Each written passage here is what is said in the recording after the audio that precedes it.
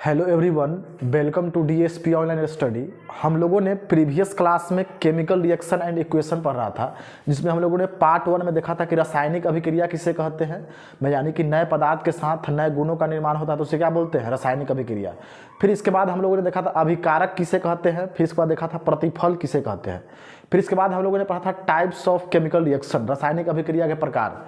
रासायनिक अभिक्रिया कई प्रकार के होता है, तो रासायनिक अभिक्रिया 4 प्रकार के, संयोजन अभिक्रिया, वियोजन अभिक्रिया, तीसरा था विस्थापन अभिक्रिया, चौथा था द्विविस्थापन अभिक्रिया। आज हम लोग पढ़ेंगे रासायनिक अभिक्रिया के विशेषता।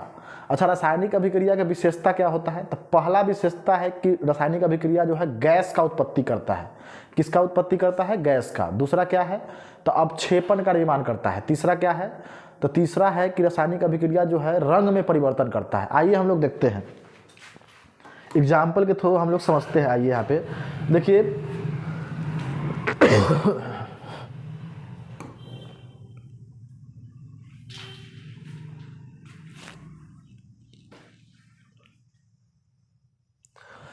रासायनिक अभिक्रिया के विशेषताएं। पहला विशेषता क्या है? तो रासायनिक अभिक्रिया के पहला विशेषता है रासायनिक अभिक्रिया के विशेषताएं। अभिक्रिया के विशेषताएं।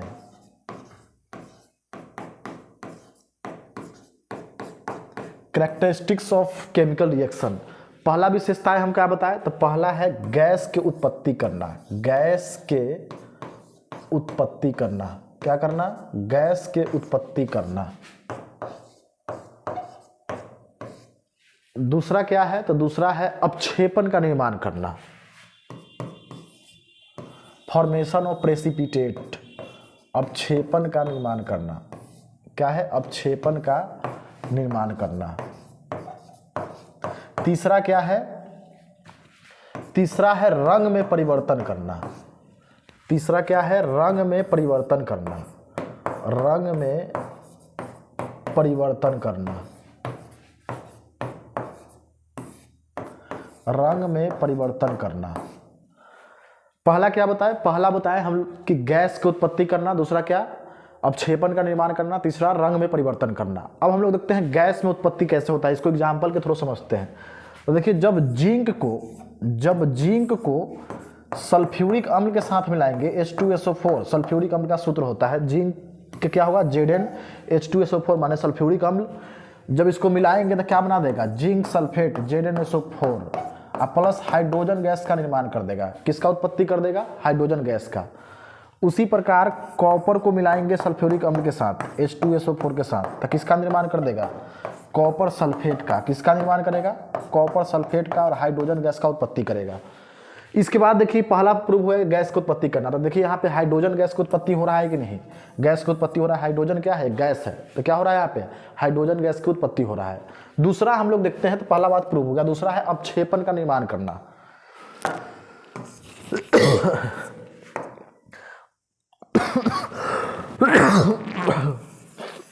तो अवक्षेपण का निर्माण कैसे होगा? देखिए, तो जब बेरियम क्लोराइड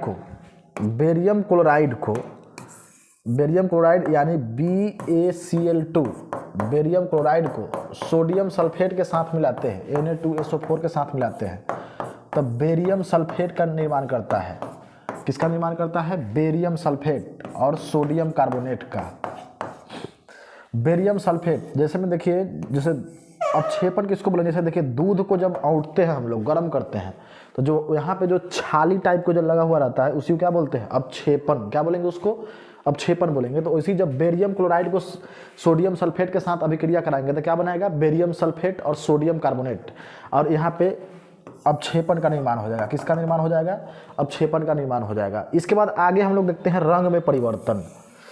रंग में परिवर्तन कैसे होता है? तो देखिए, जब पोटेशियम परमानेट को KMnO4, पोटेशियम परमानेट को मान लीजिए इसमें है पोटेशियम परमैंगनेट। क्या है?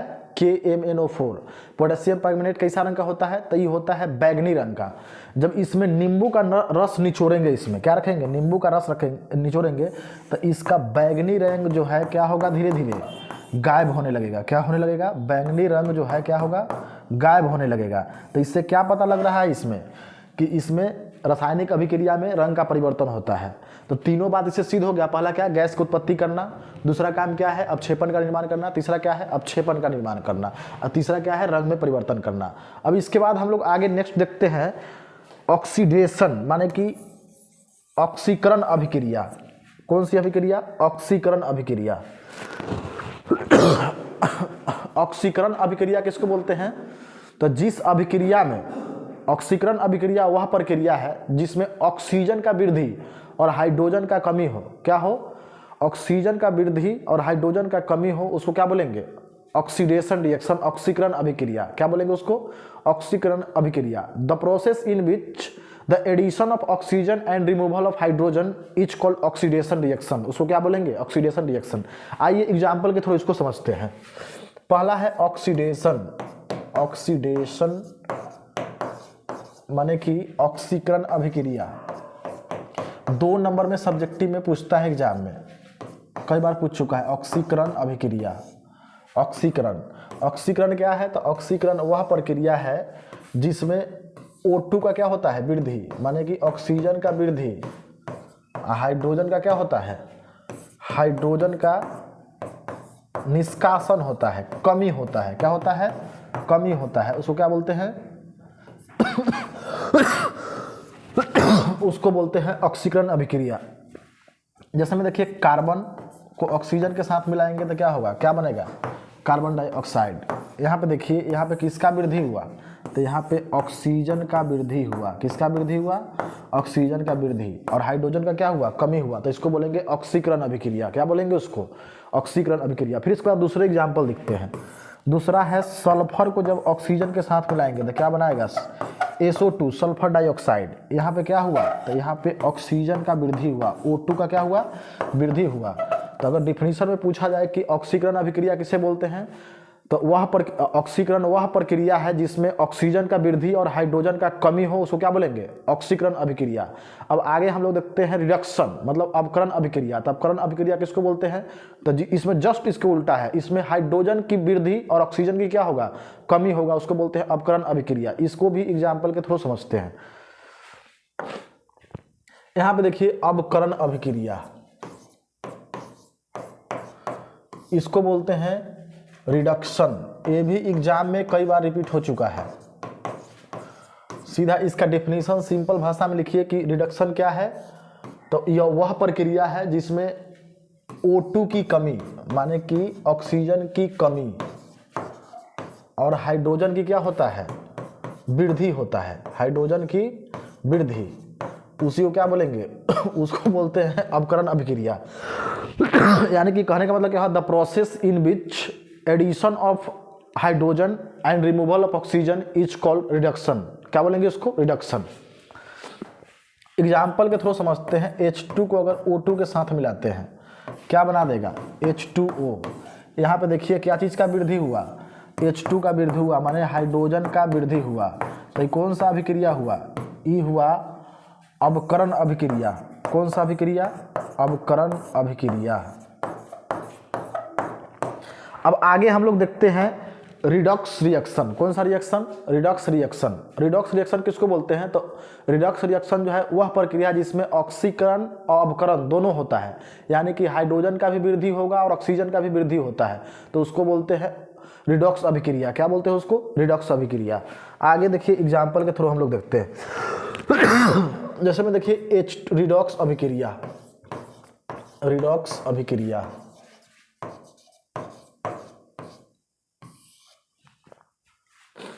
इसमें क्या होगा, H2 + O, यहाँ पे हो जाएगा H2O।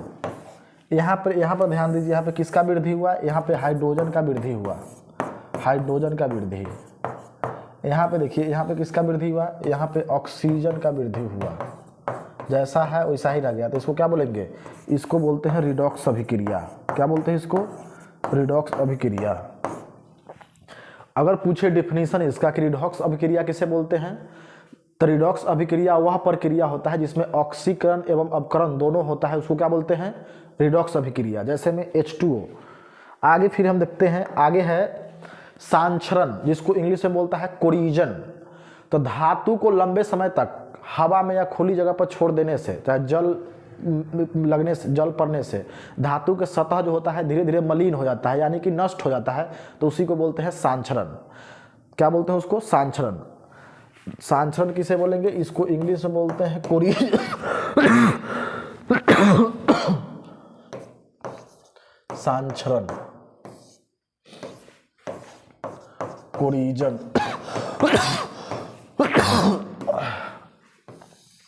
जब धातु को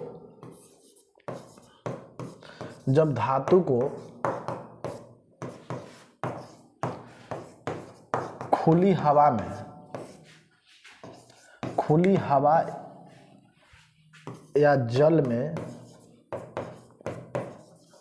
लंबे समय तक छोड़ दिया जाता है, लंबे समय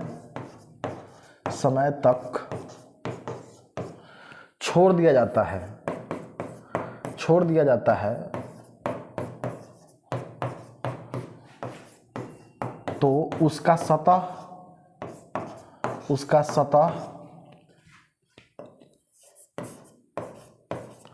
मलिन और नष्ट हो जाता है, मलिन और नष्ट हो जाता है, उसे सांक्षरण कहते हैं। क्या कहते हैं उसे? सांक्षरण कहते हैं। सांक्षरण किसे बोलेंगे? तो धातु को लंबे समय तक खुली हवा में या खुले जल में छोड़ देने से उसका सतह जो है क्या होगा? मलिन हो जाता है। क्या हो जाता है? मलिन हो जाता है, यानी कि नष्ट हो जाता है, खराब हो जाता है, बर्बाद हो जाता है। उसी को बोलते हैं सांक्षरण, कोरिजन बोलते हैं। क्या बोलते हैं इसको? कोरिजन। अच्छा, सांक्षरण रोकने का उपाय क्या है? तो सांक्षरण रोकने का पहला उपाय है कि उसमें पेंट किया जाएगा। क्या किया जाएगा? पेंट किया जाएगा। दूसरा है कि उसमें ग्रीसिंग किया जाएगा। क्या किया जाएगा? ग्रीसिंग किया जाएगा। उसको हवा से बचा कर रखेंगे। किससे? हवा और जल से बचा कर रखेंगे। तीसरा है उसमें जस्टीकरण करेंगे। क्या करेंगे? सांक्षरण रोकने का उपाय एग्जाम में भी पूछता है। सांक्षरण रोकने का उपाय,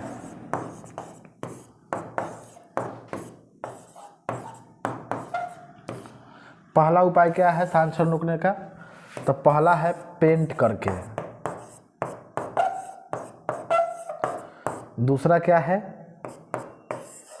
पेंट करके या रंगाई करके, वही बात हुआ, रंगाई करके। दूसरा है ग्लैबनाइजेशन करके।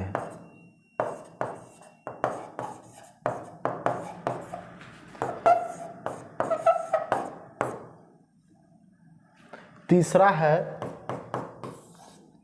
ग्रीस लगाकर।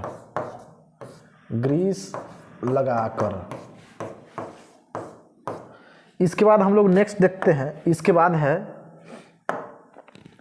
रेंसिडिटी। क्या है? विकृत गंधिता। विकृत गंधिता ये भी एग्जाम में कई बार आ चुके हैं 2 नंबर के क्वेश्चन में। विकृत गंधिता किसको बोलते हैं? सांक्षरण भी एग्जाम में आपके आ चुका है कि सांक्षरण क्या है, इसे सांक्षरण रोकने का उपाय बताइए। 3 उपाय या 2 उपाय लिखने के लिए देता है।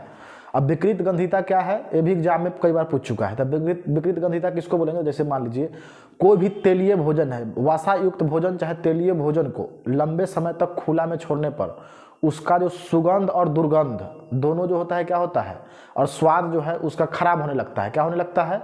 खराब होने लगता है। तो उसी को क्या बोलते हैं? विकृत गंधिता। मतलब उसमें से अलग टाइप का स्मेल आने लगेगा, खाना जो है खराब होने लगेगा। खाना को अगर लंबे समय तक हम लोग छोड़ देते हैं तो क्या होने लगता है? खाना जो है खराब होने लगता है। तो उसको क्या बोलते हैं? विकृत गंधिता, रेंसिडिटी बोलते हैं उसको। क्या बोलेंगे उसको? रेंसिडिटी। अच्छा, विकृत गंधिता से बचाने का उपाय क्या है? तो पहला उपाय है कि भोजन में क्या मिला दे?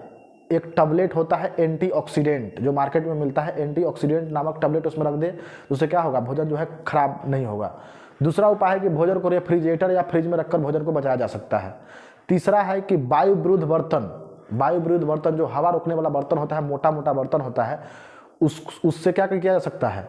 उससे भी बचाया जा सकता है। इसलिए देखिएगा जितना भी भोज भात होता है, भोज या भंडारा होता है, उसमें क्या किया जाता है? जो हलवाई जो होता है खाना बनाने वाला, वो देखिएगा मोटा मोटा बर्तन लेके आता है। मोटा मोटा बड़ा बड़ा बर्तन रहता है जिसमें पूरी उड़ी रखता है, चाहे चावल उवल लगता है, क्या रहता है? मोटा मोटा बर्तन रहता है, वायु विरुद्ध बर्तन रहता है कि वायु, उससे हवा जो है क्या नहीं होगा, हवा उसमें प्रवेश नहीं करेगा, तो भोजन जो है लंबे समय तक टिका रहेगा। देखिए आगे क्या है, रेंसिडिटी। इसको बोलते हैं विकृत गंधिता।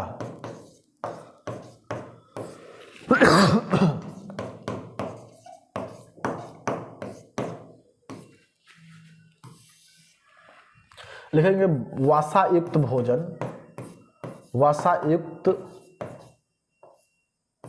युक्त या तैलीय भोजन को लंबे समय तक खुला में छोड़ने पर उसका स्वाद और गंध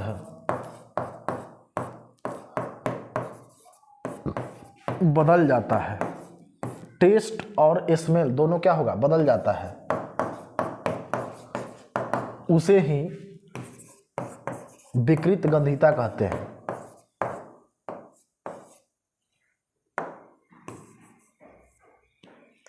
उसे ही क्या बोलेंगे, विकृत गंधिता। उसे ही विकृत गंधिता कहते हैं। फिर इसके बाद देखिए, कहेगा विकृत गंधिता से बचने का उपाय।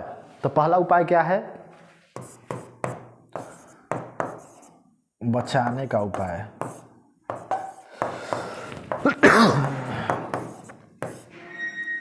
पहला है भोजन को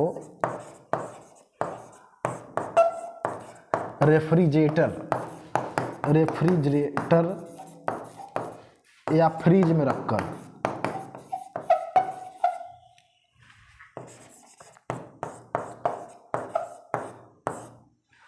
दूसरा है एंटीऑक्सीडेंट टैबलेट मिलाकर। तीसरा क्या है, तो तीसरा है वायु विरोध बर्तन का प्रयोग करके। वायु विरोध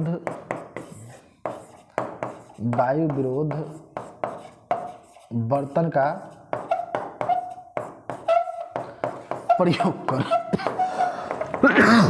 प्रयोग करके। पहला क्या है, पहला है भोजन को रेफ्रिजरेटर या फ्रिज में रखकर। दूसरा है वायु विरोध बर्तन का प्रयोग कर। तीसरा क्या है, एंटीऑक्सीडेंट टैबलेट मिलाकर। इसके साथ हम नेक्स्ट क्लास में बात करेंगे बैलेंस केमिकल रिएक्शन और अनबैलेंस केमिकल रिएक्शन। धन्यवाद।